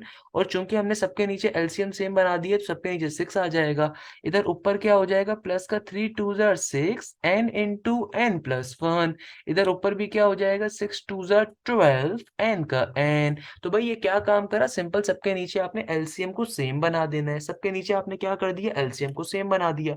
अब देखो यहाँ से कोई चीज कॉमन ले सकते हैं, बिल्कुल ले सकते हैं। आपको साफ दिख रहा है सबके पास यहाँ पे ऊपर एन आ रहा है, तो ऊपर से एक तो एन कॉमन ले लेता हूँ और ये सिक्स नीचे वाला जो इसको बाहर निकाल के लिख देते हैं। तो भैया ये क्या बन जाएगा, ये हो जाएगा S N is equal to N divided by six. और यहाँ पे अंदर ब्रैकेट के अंदर सिर्फ ये दो चीजें बचेंगी इधर, और इसके पास ये सिक्स एन प्लस वन और ट्वेल्व का ट्वेल्व बच रहा होगा, तो इनको सिंप्लीफाई करवा देते हैं। भाई इन दो ब्रैकेट्स को अगर आप आपस में ओपन करवा दो डायरेक्टली तो क्या बन जाएगा, ये हो जाएगा हमारे पास सिंपल तरीके से किसके बराबर, ये हो जाएगा भैया, चलो डायरेक्टली नहीं करते भाई, कोई बच्चा बाद में परेशान हो जाए, इतने मासूम से तो हमारे बच्चे होते हैं। ये हो गया टू एन प्लस वन, आगे क्या बचेगा भाई, सिंपल तरीके से ऊपर से पहले एन कॉमन ले लीजिए, सिक्स एन प्लस वन और आगे प्लस का ट्वेल्व एज इट इज का as it is. Next step के अंदर ब्रैकेट्स को ओपन करवा लेते हैं। तो भाई क्या बन गया, S N is equal to N divided by six. देखो ब्रैकेट्स को ओपन करवाएंगे तो क्या हो जाएगा, ये हो जाएगा simply two N square plus का एन एज इट इज। देखो ब्रैकेट की पहली टर्म इससे भी मल्टीप्लाई होगी, इससे भी मल्टीप्लाई होगी, तो N into two N square N into one N. और फिर वन जाके जब टू एन से मल्टीप्लाई होगा टू एन, वन जाके वन से मल्टीप्लाई होगा तो वन आ गया, आगे क्या बन जाएगा सिक्स एन प्लस का सिक्स, आगे क्या हो जाएगा प्लस का ट्वेल्व। अब इसको आप फर्दर थोड़ा सिंप्लीफाई करवा दीजिए, तो भाई ये क्या हो जाएगा एन डिवाइडेड बाई सिक्स। इसको अगर मैं देखूं और से तो भाई देखो ये टू एन स्क्वायर का two N square as it is है ना भाई। अच्छा अब देखो टू एन प्लस एन होता है थ्री एन, और three N plus six N क्या हो जाएगा, three N plus six N obviously it will become nine N. अब देखो ये प्लस का वन प्लस का six, six plus twelve, six plus twelve हो गया अट्ठारह, अट्ठारह में एक का इजाफा उन्नीस, क्या हो गया उन्नीस। तो ये हमारे पास फाइनली फाइनली इस क्वेश्चन का आंसर आ रहा होगा। मुझे बताइए इस क्वेश्चन में भाई क्या मसले की बात है, क्या प्रॉब्लम की बात है, किसी भी बच्चे को इस क्वेश्चन में कोई प्रॉब्लम, क्या प्रॉब्लम भाई, आप लोग कह रहे थे 5.3 बहुत मुश्किल है, चैप्टर नंबर 5 मुश्किल है। मुझे बताइए ना क्या मुश्किल है, मैं तो खुद देखना चाह रहा हूँ भाई मुश्किल क्या चीज है, मुश्किल इसमें क्या मुझे लग रहा है भाई, क्या चीज आपको मुश्किल लगती है इसके अंदर। हमारे नजदीक तो ये बच्चे वाला कॉन्सेप्ट है भाई, बच्चे बच्चे सॉल्व कर सकते हैं क्लास के, सही है ना, नन्हे मुन्ने जो नर्सरी क्लास के बच्चे होते हैं वो भी सॉल्व कर सकते हैं। तो भाई कैसे लेक्चर लेना है, खुद भी लेक्चर को देखना है, अपने कॉलेज के अपने कोचिंग के ग्रुप के स्टूडेंट के साथ भी शेयर करना है, ताकि भाई अगर क्लास में किसी बच्चे को एक्सरसाइज समझ में नहीं आती तो उनको बताओ कितनी आसान एक्सरसाइज है, सराशन ने कितने तरीके समझाई हुई है, तो उनको भी बताओ। और by the way first year के आपके जितने कॉलेजेस के पेपर हो रहे हैं भाई, वो सारे कॉलेजेस के मैथ्स के पेपर काइंडली आप मुझे मेरे व्हाट्सएप नंबर के ऊपर शेयर करते रहिएगा, तो भाई मैं उनके सारे के सारे एमसीक्यूज आप लोगों को फ्री ऑफ कॉस्ट सॉल्व करवा रहा हूँ, सही है ना। तो एमसीक्यू सबसे क्रूशियल होते हैं, तो काइंडली मेरी तमाम बच्चों से रिक्वेस्ट है कि भाई आपके कॉलेजेस के अंदर जो पेपर्स हो रहे हैं फर्स्ट ईयर मैथ्स के, आपने वो मैथ्स के पेपर मुझे लाजमी शेयर करने मेरे व्हाट्सएप नंबर के ऊपर, ताकि मैं पर्टिकुलरली उनके एमसीक्यूज को सॉल्व करवाऊं आपको, सही है ना भाई। तो आपने अगर आप चाहते हो कि आपके 100 नंबर है, देखो जो जो अमीर बच्चा है ना, जो अमीर बाप की औलाद है, याद रखिएगा वो अमीर बाप की औलाद तो किसी ना किसी ट्यूटर को लगवा के उससे पढ़ लेगा, मगर जो मुतवस्सित तबके से ताल्लुक रखता है बच्चा, और मेरी सारी स्ट्रगल उस बच्चे के लिए बड़ी क्रूशल रही है अल्हम्दुलिल्लाह। कहने का मकसद ये कि देखो जो एक जमाना था जिंदगी के अंदर जब मैंने देखा कि यार बच्चे आईबी की फीस अफोर्ड नहीं कर सकते, बच्चे नस की फीस अफोर्ड नहीं कर सकते, तो अल्हम्दुलिल्लाह अल्हम्दुलिल्लाह आज मेरे चैनल के ऊपर अनीस हुसैन के लिए बच्चे भी बैठे हैं, बहुत मशहूर मशहूर कोचिंग्स के बच्चे भी बैठे हुए, किप्स वगैरह के एंड सो ऑन, क्योंकि वो इंस्टीट्यूट्स जो 60,000 रुपए में अपने मंजन स्टूडेंट को, अपने कोर्स को भेजते थे, मैंने फ्री ऑफ कॉस्ट बच्चों को अपने यूट्यूब पे डाल के दे दिया। ई कैट मैथ्स की प्लेलिस्ट, बी कैट मैथ्स की प्लेलिस्ट, अगर आपके बड़े बहन भाई हो तो they surely know this particular thing, कि भाई वो सारी के सारा कोर्स कंटेंट जो वो डिफरेंट कोचिंग सेंटर में जाके परचेस करते थे, वो फ्री ऑफ कॉस्ट में दे रहा हूँ। इसी तरीके से मेरी आप लोगों से रिक्वेस्ट है कि भाई अगर आप लोग चाहते हैं कि भाई आप एमसीक्यूज में आपको सॉल्व करवाऊं, तो काइंडली मुझे अपने जो है ना फर्स्ट ईयर के मैथ्स के पेपर्स शेयर कर दीजिएगा इस व्हाट्सएप नंबर के ऊपर। तो जैसे जैसे हमें टाइम मिलेगा इंशाल्लाह मैं वो सारे के सारे एमसीक्यूज उनके अपलोड करता जाऊंगा, उनके ऊपर डिटेल में वीडियोस आप लोगों के लिए। सही है ना मेरे प्यारे शागिर्दों? अच्छा भाई, नेक्स्ट क्वेश्चन के ऊपर मूव करेंगे, क्वेश्चन नंबर 3। अब खुदारा ये क्वेश्चन तो यार आप लोगों को खुद से सॉल्व करना चाहिए। इस क्वेश्चन को तो मैं सॉल्व नहीं करवा सकता भाई, क्योंकि मेरे पढ़ाने का एक स्टैंडर्ड है भाई। जब मैंने कभी किसी इंस्टीट्यूट में पढ़ाता हूँ वहां पर भी, और जब मैं खुद से पढ़ाता हूँ वहां पर भी, भाई मेरी पढ़ाने का तरीकेकार क्या है कि अगर मैंने दो क्वेश्चंस बच्चों को सॉल्व करवा दिए, तो अब मैं एटलीस्ट ये एक्सपेक्ट करता हूँ कि मेरे प्यारे शागिर्द मुझे सॉल्व करने की कोशिश करके दिखाएंगे। देखो मैथ्स के अंदर असल काम कोशिश करना है। अब ये क्वेश्चन सेम पैटर्न के ऊपर आप लोग इजीली सॉल्व कर सकते हो। कैसे सॉल्व करोगे? चलो मैं आपको हिंट देता हूँ, मैं आपको करके दिखाता हूँ कि भाई देखो, सबसे पहले मुझे साफ दिख रहा है सीरीज के अंदर कॉमन डिफरेंस और कॉमन रेशियो डायरेक्टली पूरी सीरीज में सिमिलर नहीं आ रहा। जब नहीं आ रहा तो इसका मतलब क्या है? भाई देखो इसका मतलब ये है कि हम कंसेक्यूटिव नंबर्स का डिफरेंस लेके चेक कर लेते हैं। 14 में से अगर मैं 7 निकालूंगा तो जाहिर सी बात है 7 ही बचेगा। 26 में से 14 अगर मैं निकालूंगा तो 26 में से अगर 14 जाएगा तो 12 बचेगा, जाहिर सी बात है। 43 में से अगर 26 निकालूंगा, 43 में से अगर 26 निकालते हैं तो कितना बच रहा होगा? 17 के करीब शायद नंबर आएगा। और 65 में से अगर 43 में निकालता हूँ तो क्या बचेगा? 10 12 22 22 बचेगा। क्या बचेगा? 22 बचेगा। तो आइए चेक कर लेते हैं। अब देखो ये जो मेरे पास कॉमन, मेरे पास जो कंसेक्यूटिव नंबर्स की डिफरेंस आया वो आया 7 12 17 22। तो भाई 12 में से 17 अगर मैं माइनस करूं तो 12 माइनस के 17 का मतलब क्या है? भाई 12 में से अगर आप 7 निकालो 5 बचता है। 17 में से अगर आप 12 निकालो 5 बचता है। 22 में 17 निकालो आप 5 बचता है। यानी कि ये जो कंसेक्यूटिव नंबर्स का डिफरेंस आया, इनका कॉमन डिफरेंस सिमिलर है। इसका मतलब सीरीज कैसी है? एपी की है। तो सबसे पहला काम आप लोग क्या करोगे? इस पूरे क्वेश्चन को एज एन एसएन की फॉर्म में लिखोगे, इसको इक्वेशन 1 का नाम दोगे। फिर वो जुमला लिखोगे, जुमला जो मैंने आपको बताया कि since the consecutive numbers difference is similar, hence the series is of AP, subtracting equation number 1 by itself। दोनों इक्वेशंस को उठा के सब्ट्रैक्ट करवा दोगे। सब्ट्रैक्ट करवाने पे आपके पास नई सीरीज बनेगी। उस सीरीज के अंदर सिंप्लीफिकेशन करोगे, काटम पीटी करोगे। सही है ना भाई? तो आपके पास जो ए एन की वैल्यू आ रही होगी, मैंने क्वेश्चन चूंकि सॉल्व करा हुआ है तो आपको बता देता हूँ, जो ए एन की वैल्यू आएगी, if I am not wrong, वो ये आनी चाहिए 5n² माइनस का n प्लस का 10 डिवाइडेड बाई 2, इसके बराबर आ रही होगी। मैंने आपको ये बात इतनी बड़ी हिंट दे दी। फिर क्या करोगे? सिंपल तरीके से इस 2 को कॉमन लेके बाहर निकाल दोगे, ये हाफ में कन्वर्ट होगी, और फिर समीशन अप्लाई कर दोगे पूरे के पूरे क्वेश्चन के ऊपर। 5n² माइनस के n प्लस के 10 के ऊपर। समीशन इस पे भी जाएगा, इस पे भी जाएगा, इस पे भी जाएगा। सिंप्लीफिकेशन करोगे, काटम पीटी करोगे, सिंपल तरीके से आंसर निकाल सकते हो। मतलब इस क्वेश्चन में अब कुछ भी मुश्किल नहीं बचा कि आपके लिए कोई चीज मुश्किल हो। अब आप इसको इजीली सॉल्व कर सकते हैं। तो जल्दी से मुझे कमेंट सेक्शन के अंदर तमाम स्टूडेंट्स बताएं कि भाई क्वेश्चन समझ में आया, बात पल्ले पड़ी, एक्सरसाइज नंबर 5.3 हलवा बन गई कि नहीं बनी? हाँ भाई क्या कहते हो? आसान है कि नहीं आसान? जल्दी से सोच के जवाब दो। भाई क्या कहते हो? ये क्वेश्चन आसान है कि नहीं आसान? हो सकता है आपका जवाब हो सर आसान। नहीं मेरा बेटा, आसान नहीं है ये। आसान आपके लिए बना दिया अब इसको इंशाल्लाह। अब आप कभी नहीं भूलोगे इस चीज को। आसान था नहीं, अपने दोस्तों से जाके पूछिएगा जो बड़े मशहूर कोचिंग सेंटर में पढ़ते हैं, उनके लिए ये जिंदगी अजाब बनी हुई होगी चैप्टर नंबर 5 के ऊपर। मगर अब आपके लिए चीज बड़ी आसान बना दी, तो आप उसको इजीली सॉल्व कर सकते हो। जल्दी से सॉल्व करके मुझे कमेंट सेक्शन में लाजमी बताएंगे तमाम स्टूडेंट्स कि भाई क्वेश्चन नंबर 3 सॉल्व हुआ कि नहीं हुआ। सेम पैटर्न पे होना है, इसलिए मुझे करवाने की जरूरत नहीं पड़नी चाहिए। सही ना? सेम पैटर्न के ऊपर करना है, कोई मुश्किल चीज नहीं है, इजीली कर सकते हो। तो यहीं पे हमारा आज की क्लास एंड होती है, इस उम्मीद के साथ, इस खैरियत के साथ कि आप जहां हैं जैसे हैं खैरियत से रहेंगे। मुझे हमेशा अपनी दुआओं में याद रखिएगा, हमेशा प्रैक्टिस करें। देखो अगर आप चाहते हो कि आपकी फर्स्ट ईयर मैथ्स में, सेकंड ईयर मैथ्स में अच्छे नंबर आए, देखो अगर आपके इंटर में बेटा अच्छे नंबर आएंगे, देखो मैं दूसरे टीचर्स की तरह नहीं हूँ जो भाई जो सिर्फ मैथ्स पढ़ा के भाग जाऊँ, नहीं। मैं हमेशा आपको कोई ना कोई, मेरी कोशिश ये होती है आपको गाइडेंस दी जाए। देखो अगर आपकी इंटर अच्छी होगी तो किसी अच्छी यूनिवर्सिटी में जाओगे, अच्छी यूनिवर्सिटी में जाओगे तो कल को कोई अच्छी छोकरी मिलेगी मेरा बेटा ये छोकरा मिलेगा आपको। अगर मैं सिंपल सी बात बताऊं ना, आप लोग पढ़ते क्यों? 90% बच्चा पढ़ता है इसीलिए पैसे के लिए यार। कुछ सीखने के लिए तो बहुत कम कोई बच्चा पढ़ता है, कोई नई चीज याद करूंगा, कुछ सीखूंगा नहीं।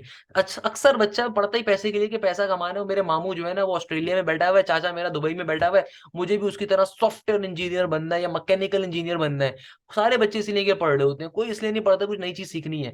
तो भाई देखो, अगर आप किसी भी चीज के लिए पढ़ रहे हो तो याद रखो ये इंटर का जमाना बड़ा क्रूशियल है। खुदारा इसमें मोबाइल्स को यूज मत करो, खुदारा इसमें मोबाइल को यूज मत करो, अपनी जिंदगी तबाह मत करो। स्नैपचैट, इंस्टाग्राम, फेसबुक, इन सबको यूज करने का टाइम मिलेगा। इंटर का जमाना बहुत क्रूशियल है बेटा। मैं ऐसे ऐसे बच्चों को जानता हूँ, मैट्रिक के अंदर फॉर एग्जाम्पल, अभी रिसेंटली बात है, एक इंस्टीट्यूट में बच्चे को मैंने पढ़ाया था, क्योंकि मेरे नेबर्स था वो। तो मैट्रिक के अंदर उसको पढ़ाया था, उसके अंदर तो मुझे याद है उसकी 88% थी। बट अभी फर्स्ट ईयर का जब रिजल्ट आया वो सेकंड ईयर में उसके दो सप्लियां आई हुई हैं। क्यों? क्योंकि भाई फर्स्ट ईयर में उसका माँ बाप भी नहीं, भी ध्यान नहीं दिया, किसने भी ध्यान नहीं दिया। कोचिंग सेंटर जा रहा है बच्चा, छुट्टे मार रहा है, क्या कर रहा है क्या नहीं कर रहा है किसी को फर्क नहीं पड़ता।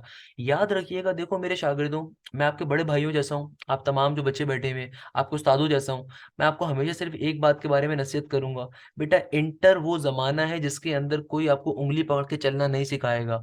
आप इस जमाने में कॉलेज जाओगे, कोई आपके पीछे नहीं जाएगा, आपकी वालदा या आपके वालिद साहब बुर्का पहन के कि भाई मेरा बच्चा या मेरी बच्ची कॉलेज जाता भी है नहीं जाता। आप जाके डेटे मारते रहो, किसी को फर्क नहीं पड़ेगा, किसी को फर्क नहीं पड़ेगा। फर्क पड़ेगा आपको at the end of the day, जब आपका टाइम खत्म हो जाएगा।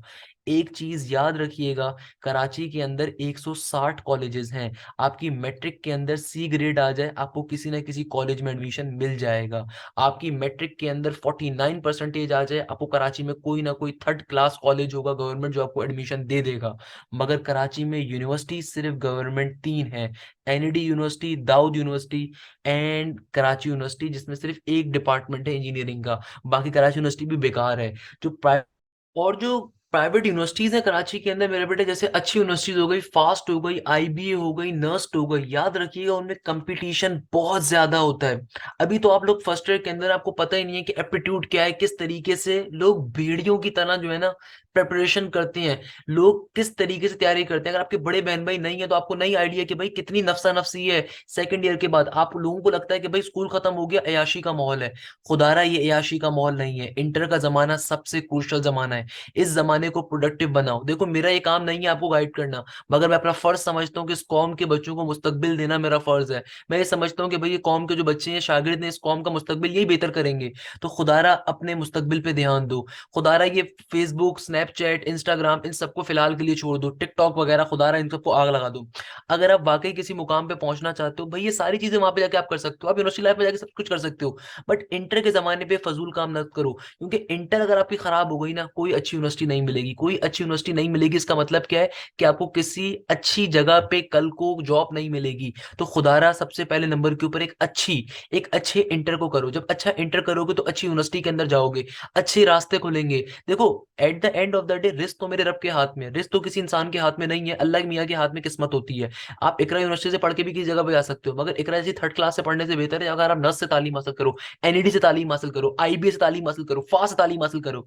रिस्क अल्लाह के हाथ में है, मगर अल्लाह इंसान से कहता है कि भाई तू अपनी किस्मत खुद बनाता है। अल्लाह इंसान को क्या कहता है? तू अपनी किस्मत खुद बनाता है, अगर तू मेहनत करेगा तेरी किस्मत बनेगी। तो मैं हमेशा अपने शागिर्दों की बात कहता हूँ कि भाई इंटर का जमाना बड़ा क्रूशियल जमाना है। मेहनत करो, प्रैक्टिस करो, ज्यादा से ज्यादा प्रैक्टिस करो। तो आपकी ये कोशिश होनी चाहिए कि जो भी लेक्चर आप मुझसे पढ़ते हैं, किसी भी टीए से पढ़ते हैं, उसकी प्रैक्टिस करने। देखो मैथ सिर्फ प्रैक्टिस का काम है। अक्सर बच्चे कंप्लेन करते हैं, सर वो हम आपसे समझ तो लेते हैं मगर वो बाद में याद नहीं आता। तो भाई वो याद इसलिए नहीं आता क्योंकि आपने प्रैक्टिस नहीं करी। देखो मैथ्स के लिए अपनी जिंदगी में एक टाइम बनाओ कि हफ्ते के अंदर कोई 1 से 2 दिन, जब आप फिजिक्स को टाइम दे रहे हो, जहां आप केमिस्ट्री को टाइम दे रहे हो, जहां आप इस्लामियात को, उर्दू को, किसी भी चीज को टाइम दे रहे हो, तो वहीं अपने लिए मैथ्स का टाइम बनाओ कि लेट सपोज फ्राइडे या सैटरडे वाले दिन सुबह में, शाम में मैंने जो चैप्टर्स मेरे हो गए उनकी प्रैक्टिस करनी है। देखो पेपर के अंदर जो है ना, जो आपका फाइनल बोर्ड का पेपर होगा उसमें बहुत दफा सिर्फ एक दिन का गैप होता है, और उस एक दिन में आपको सारे चैप्टर्स रिवाइज करने होंगे। तो भाई आज से अपनी आदत डालो कि आप कोशिश करो कि आप जितने चैप्टर्स अभी तक हो चुके हैं ना उनको एक दिन में रिवाइज करने की कोशिश करो। हो सकता है स्टार्टिंग में आपके लिए बड़ा मुश्किल हो, तो स्टार्टिंग में कोशिश करो 2 चैप्टर्स को रिवाइज कर लो, स्टार्टिंग में कोशिश करो एक दिन में 2 चैप्टर रिवाइज कर लो, फिर अगले हफ्ते कोशिश करो 3 चैप्टर्स रिवाइज कर लो एक दिन में। फिर अगले हफ्ते कोशिश करो 4 चैप्टर्स एक ही दिन में रिवाइज करने की कोशिश करो। रिवाइज करने का मतलब क्या होता है? प्रैक्टिस करना। प्रैक्टिस करो उन क्वेश्चंस की जो किताब कॉपी में क्वेश्चंस हुए हुए हैं, इस तरीके से प्रैक्टिस होगी। सही है ना मेरा प्यारा बच्चा? और फिर कोशिश करो जब 6 चैप्टर्स हो जाए तो इस तरीके से अपनी लिमिट को इंक्रीज करते जाओ। फिर एक वक्त आएगा जब आप एक दिन में 8 चैप्टर्स को प्रैक्टिस कर रहे होंगे। ज्यादा से ज्यादा टेस्ट दो, ज्यादा से ज्यादा अपने कोचिंग में, इंस्टीट्यूट में टेस्ट दो। तो ये प्रैक्टिस हमेशा लाजमी याद रखिएगा। तो इस चीज के ऊपर बस आज की क्लास को एंड करूंगा, इस उम्मीद के साथ कि आप जहाँ जैसे खैरियत से होंगे। मुझे हमेशा अपनी दुआ में याद रखिएगा। जज़ाक अल्लाह, thank you so much. Hashim Zia signing of.